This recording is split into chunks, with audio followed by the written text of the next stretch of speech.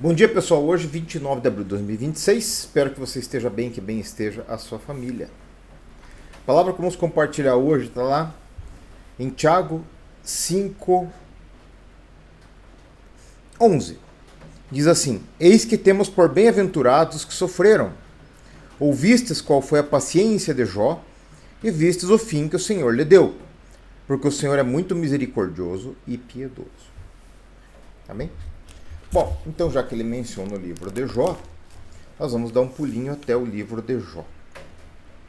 Se eu fosse você, eu lia inteiro o livro de Jó. Mas, sabendo da história de Jó, que ele era um homem justo e fiel, e que Satanás chegou até Deus e falou assim, ele é justo e fiel porque ele tem interesses.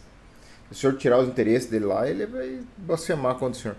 E Deus permitiu que o diabo tocasse algumas coisas dele lá, e aí os diálogos dos amigos de Jó importunando ele, justificando a Deus e tal, aquele negócio lá.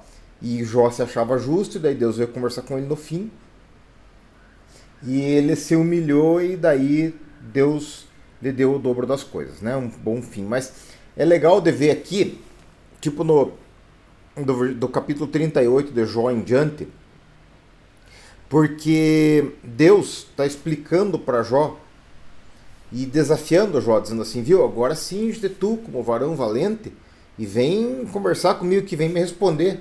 Onde é que você estava quando a terra foi fundada? E aí Deus dá uma série de explicação como as coisas foram feitas. E aí é legal o versículo 4, por exemplo, diz assim, onde estavas? Que é isso? É o efeito do frio. Onde estavas tu quando eu fundava a terra? Faz-me saber se tens inteligência, quem pôs as medidas, se tu sabes, quem estendeu sobre ela o cordel. E aí vai indo, sabe, explicando sobre o espaço, sobre o universo, sobre as estrelas, né? E aí chegamos no dia de hoje. Deus diz assim no 28. A chuva, porventura, tem pai? Ou quem gera as gotas do orvalho? De que ventre procede o gelo? E quem gera a geada do céu? Quando debaixo de pedras as águas se escondem e a superfície do abismo se coalha. Muito bem. Aqui em Guarapuava está chovendo bastante agora. Tá chovendo para esfriar. Hoje eu li num aplicativozinho ali que são 40 milímetros. Vamos ver se mantém isso. Daí amanhã mais um pouquinho, daí sexta já não chove, sábado também não. Daí começa a vir o frio. E isso é apaixonante, por quê? Porque é a época de vir o frio aqui em Guarapuava. Então, quando você olha a chuva, embora haja uma explicação científica, a nuvem e tal, você não sabe onde é que vem a chuva. Por que ela vem, quando que ela vem. Os caras preveem alguns dias, mas ninguém pode controlar isso, quanto vem de chuva, quanto não vem, porque Deus fez. E a Bíblia, ela se auto-atribui essa autoridade de explicar as coisas como a palavra de Deus. Deus fez. Ele diz, eu fiz. Então, gente, o dia que tem sol é um dia para a gente apreciar a obra de Deus. O dia que tem chuva é um dia para a gente apreciar a obra de Deus. Por quê? Porque é sinal de que os fundamentos da terra continuam postos.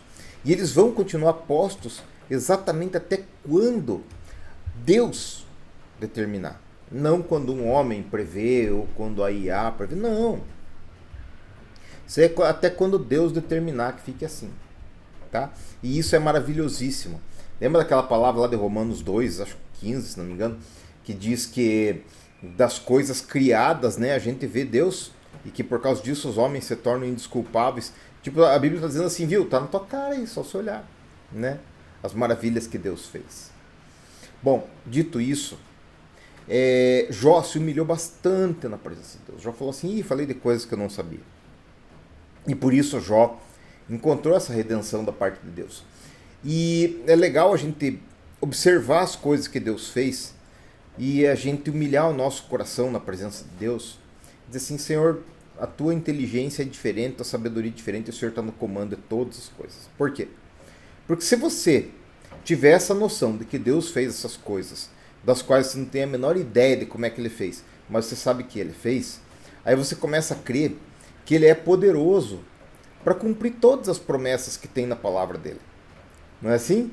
Então, se ele fez todas essas coisas de forma tão maravilhosa e tem feito tudo assim de forma tão perfeita, seja através de anjos, através de outras pessoas, através de intervenções espirituais ou de ferramentas naturais, de alguma forma Deus vai cumprir as promessas que Ele fez nas nossas vidas, as que são para nós.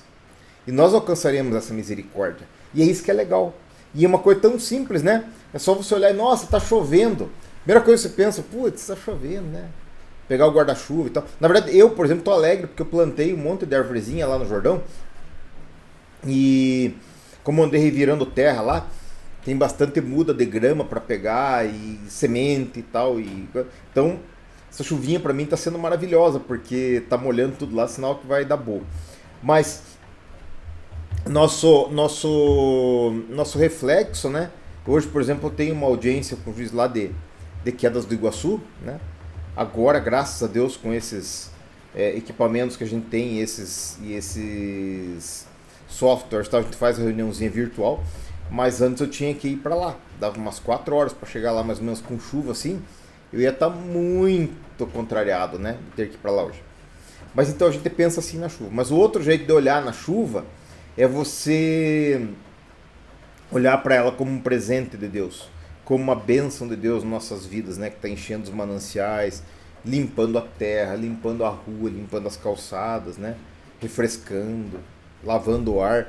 Isso é maravilhoso e é obra de Deus. Esse é Deus que fez a chuva, que nós não podemos explicar, é o Deus que cuida de nós todos os dias e é o Deus a quem nós oramos e pedimos que cuide das nossas vidas, das nossas famílias, a cada manhã. Amém? Pai querido, nós reconhecemos que o Senhor é maravilhoso, que fez as coisas perfeitas, que os teus pensamentos são maiores que os nossos e eles não se podem esquadrinhar, e que essas coisas são boas e os fundamentos da terra estão estabelecidos porque o Senhor fez assim.